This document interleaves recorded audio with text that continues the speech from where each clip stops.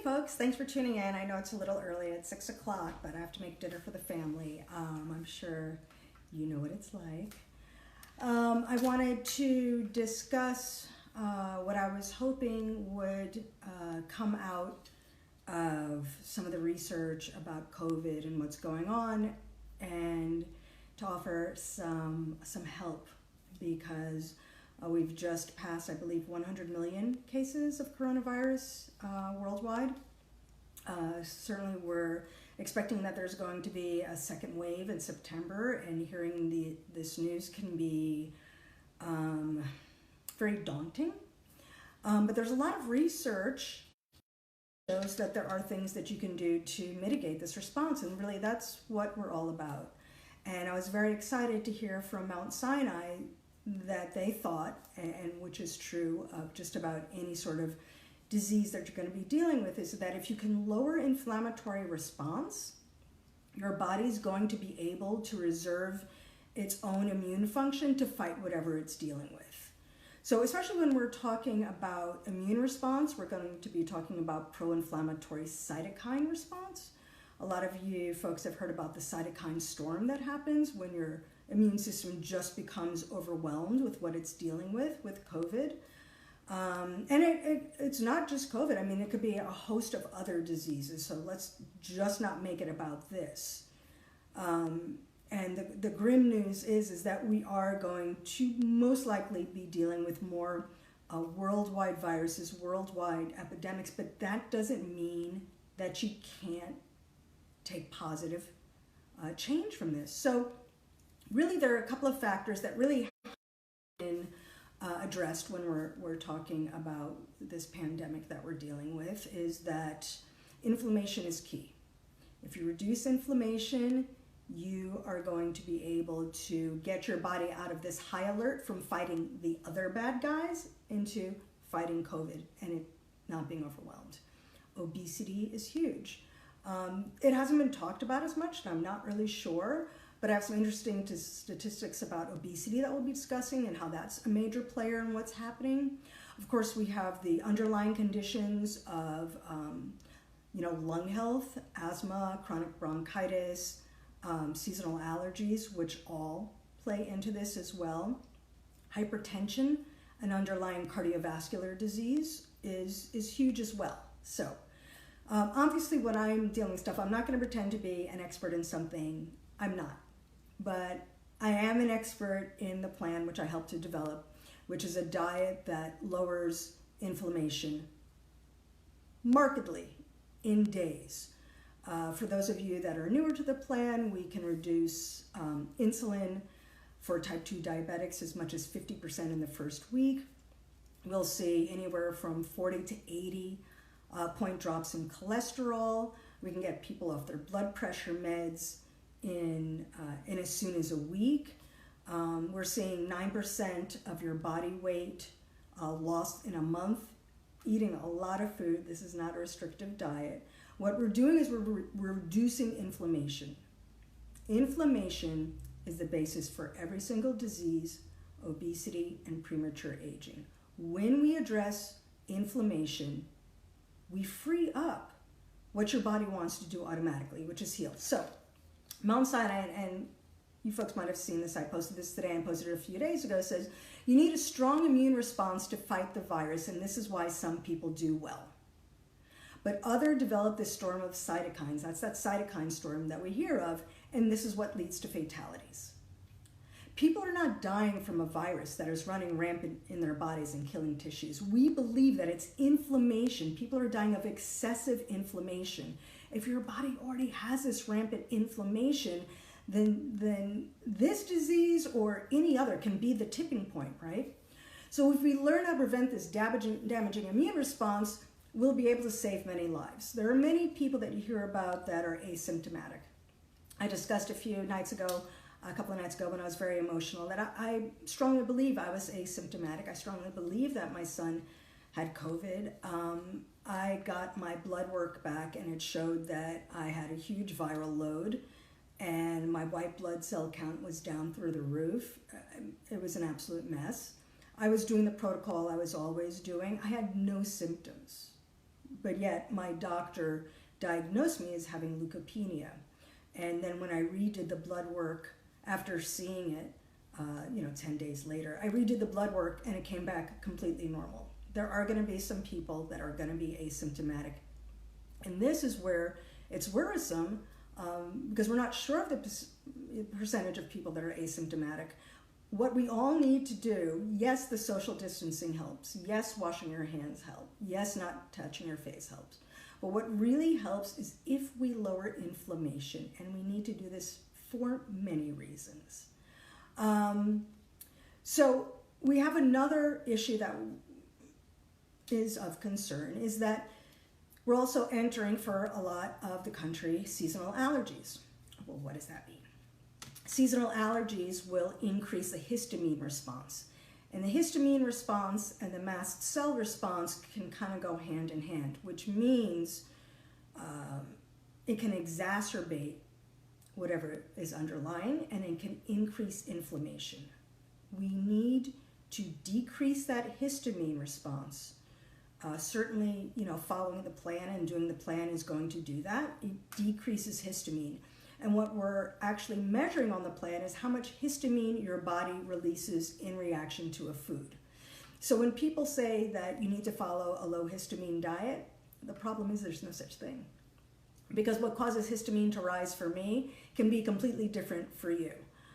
You need to identify the foods that cause inflammation and histamine to rise, and then your immune system is at 100%. Of course, when we do this, we also lose a lot of weight, right? So until I started the plan, the prevailing theory was that obesity caused inflammation. Hey, Sarah, that's not true. Inflammation causes obesity. You could be eating the healthiest foods in the world, healthy, and be overweight or even obese. You need to identify the foods that cause inflammation for you so we can lower these levels, which makes you less susceptible and better able to fight COVID, or once again, any disease. So we want to manage that mast cell response, because what winds up happening is when we do that, we can lower the cytokine, that pro-inflammatory cytokine, that cytokine storm we keep hearing about. We can lower that activity for happening to you. So let's go through a couple of things. And I want to discuss what's happening. Why was China? Hey, Dana. Hi, Tia. Inflammation impact cholesterol? Yeah, inflammation directly causes cholesterol to rise, but that's another story, and that's a great question. Right now, I kind of want to the fear of what we're dealing with, with all this information. I'm going to make these a regular Thursday night chat, and we can talk about the varying effects of inflammation and how it affects you on every single level. But Tia, we are going to discuss how inflammation can lead to high blood pressure, cardiovascular problems, lung conditions, and these are all cofactors for managing COVID. So, we were all kind of surprised, China got through it relatively okay. Why did it have such a huge effect in Italy? Why is it having such a huge effect in Spain? Why is it having such a huge effect in the United States? Well, there are a few issues. We have a higher rate of cardiovascular disease for sure. There are a lot of issues with hypertension. So I was just reading that the average Italian, and this shocked the heck out of me, the average Italian male consumes 11,000 milligrams of sodium a day. That's a lot. Our guidelines are around 2,300, and I consider that even a lot. So if you have underlying hypertension, and if you're exposed to the virus, theoretically, it could replicate and cause much more damage with you. We want to lower hypertension. We want to reduce our risk of cardiovascular disease. How many people do you know that are on statins, right? And that's directly going to Tia's question, a byproduct of inflammation. We lower inflammation, we lower the sodium intake, we better our chances for survival. So this said, and I was kind of shocked by these statistics, 50% of Italian men are overweight. And 25 million in Spain are overweight. Here's the deal. In the US, 100 million people are considered obese or overweight. Certainly, can you be healthy and not be at your ideal weight? Absolutely. But when we're talking about being overweight and when we're talking obese, we are almost all the time talking about higher inflammatory markers. When your body, you want to think of your body as being this amazing machine, and it is. And it always wants to make you well, and it always wants to fight the bad guys.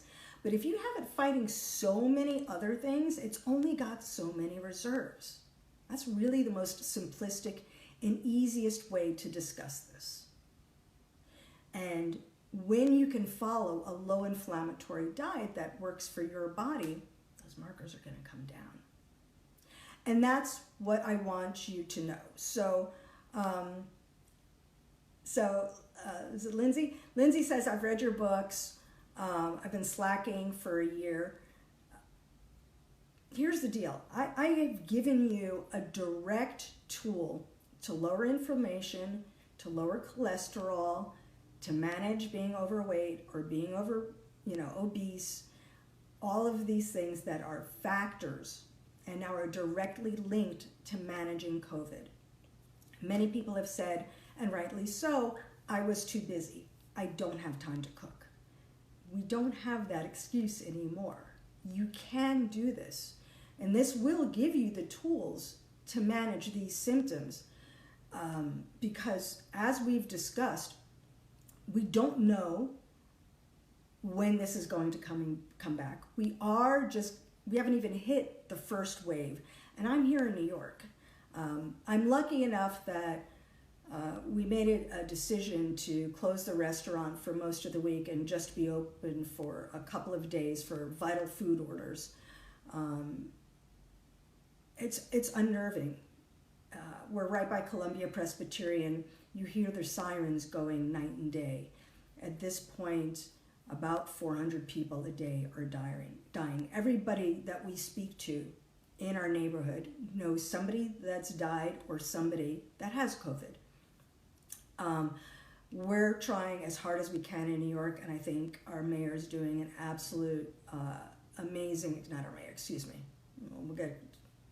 Our governor is doing an amazing job at sort of cobbling together what he can to make us better. The research here is amazing. Once again, I'm going to post what I know and what I'm cognizant in. I don't want to be like a lot of folks saying, this is going to work, and next week you hear me retracting my words. I always want to offer glimmers of hope, and I can tell you, it's by you eating the foods that work for your body. It's as simple as that. You eat every day, why not eat the foods that work for you? This is not a time to play around. And if you always thought that, you were too busy and you didn't have time to cook, now is the time to cook. It's important for you and it's important for your family. I also need to keep you, thank you, Lindsay. Shout out to New Jersey. He's doing an amazing job, right? God bless you, sister, because you're here in the apex with us. When people talk about, what's happening in New York, and then we're starting to see these other clusters happen. Obviously, we were the first cluster because we're so densely populated and because we have people that travel from all over the world. For instance, we have a huge Italian population, and it just so happened, I believe in January and February, Italy was hosting this huge summit to have a lot of people from China doing business over there and doing this whole tourism thing. Obviously, it impacted them, and they were overwhelmed. The statistics for Italy: huge obesity, huge sodium intake, hypertension. They also had a super warm winter, which meant that people that might have died from the flu did not die from the flu. I'm sorry that's a horrible thing to say, but this is what statistics are saying. But it's not affecting just the elderly, and that's what we're seeing, and that's what's so concerning. It's affecting young people. The obesity rate among young people is higher than ever. certainly we have a lot of smokers going on. We can't have you affecting your lung health and not expect for that to be a pathway for this pathogen. I keep updating on this page, as well as some private Facebook pages that I have, about how you can maintain the best lung health. Obviously, if we maintain our mucosa and the resiliency from our sinuses down to our colon, we're one long mucosal chain. And the way the virus is spreading is either through the nose, through the eyes, through the mouth, and then it eventually affects our gut. MSM is something that I want to mention because I don't think that's something that's going to sell out. I've mentioned mullein leaf tea, which now apparently is on a 2-week waiting list. I've mentioned slippery elm tea. Certainly I mentioned zinc way back, I think in February when we were talking about this, and that's been harder to get. But MSM is probably going to be one of your best defenses now because remember when we were talking about histamine? So the main factors are inflammation, histamine, blood pressure, gut health, lung health. We take care of these, we've kind of got a lot covered. As we enter seasonal allergies, what winds up happening is that we're going to naturally have heightened levels of histamine, which is going to start that mast cell response that we were talking about. We can't have that happen. We can't. In all my books, I discuss MSM and its usage. We generally say use it for 6 weeks if you can prior to seasonal allergies starting. So now is a good time. I know I've been hearing from my folks in California and Texas, and you've been hit already. It's based on weight. So the general rule is up to 180 pounds, it's 3,000 milligrams of MSM. Around 250 pounds, 180 to 250, it's around 4,000 milligrams. After 250 or so, it's 5,000 to 6,000 milligrams. Of course, I'm not saying that you need to take this. You should always consult with your doctor, but this is what I've seen over the last, say, about 15 years of using this for folks to moderate seasonal allergies and to decrease histamine overall. If we can take care of our general health, we're not going to be as receptive a host to COVID. And as more information comes out about inflammation and histamine and how to moderate it, I'll let you know. But let's get to some of these questions that we have here. So Tia, that's a great question about inflammation impacting cholesterol, and certainly I believe I've posted a video on this before. We mentioned that cardiovascular health is a huge component. If that's not as strong, they do see that you're at higher risk for COVID fatalities, which of course is what we want to avoid. Hey Kristen, good to see you. Joanne, I'm glad you're here. I'm glad it's the motivation you need. We're hearing so many fearful things, and it makes us feel so hopeless and helpless. And there are many tools that we can use. And there are so many dire things that we're hearing. My job here is to give you some hard facts, but also to give you some hope and to give you some tools to put in your tool belt. Dana, can you use mullein leaf extract? That's a great question. So that's a question kind of like what we've heard from zinc, because all the zinc lozenges, I have to say, once again, in February, I think I ordered like 50 things of zinc. I was like, this is not going to be pretty. And it started trickling in. Like 2 weeks later, I still have stuff coming in. The idea about the zinc lozenges is that it's actually coating the throat, right? You're actually having exposure to the mucosa that's being exposed so that it's stronger. So that's why I'm thinking perhaps some of the lung healing herbs in conjunction, certainly with taking the mullein leaf extract, like if you just wanted to mix that in some warm water and sip that throughout the day, that can totally work. But I would say taking the capsules might not be as effective. But if you can find the tincture, absolutely. There are other lung healing herbs that are amazing. Osha is one, O-S-H-A, marshmallow, as in those things you use in s'mores. It's actually an herb. You're not going to have marshmallows. I mean, you can, but it's not going to help. So marshmallow root is another wonderful one. Slippery elm might be back in stock. But as people start to tell me, okay, this is out of stock, this is out of stock, this is out of stock, I'll keep finding ways for you to find herbs and to rotate them so that you're having your best lung health.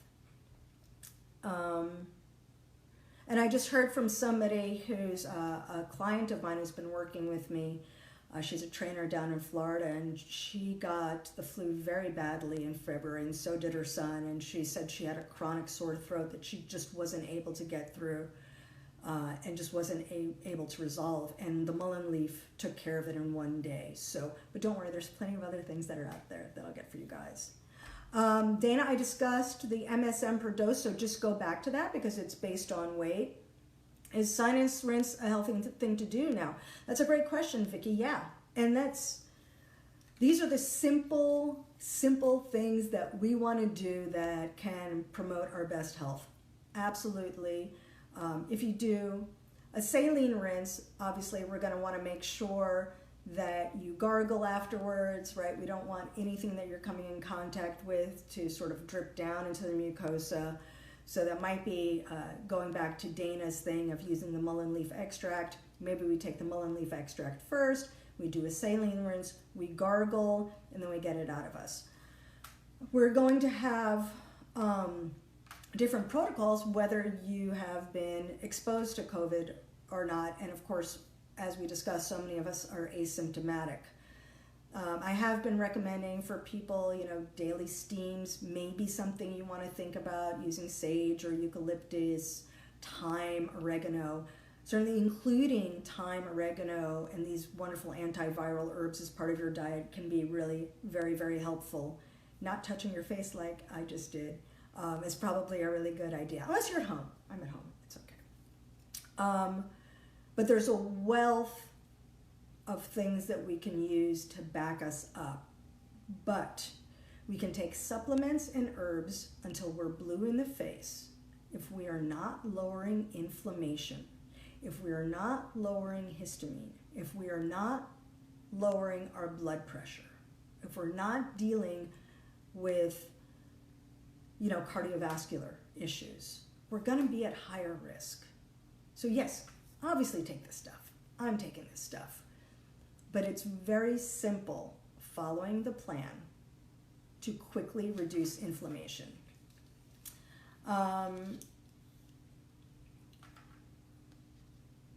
Okay, so we have Dana.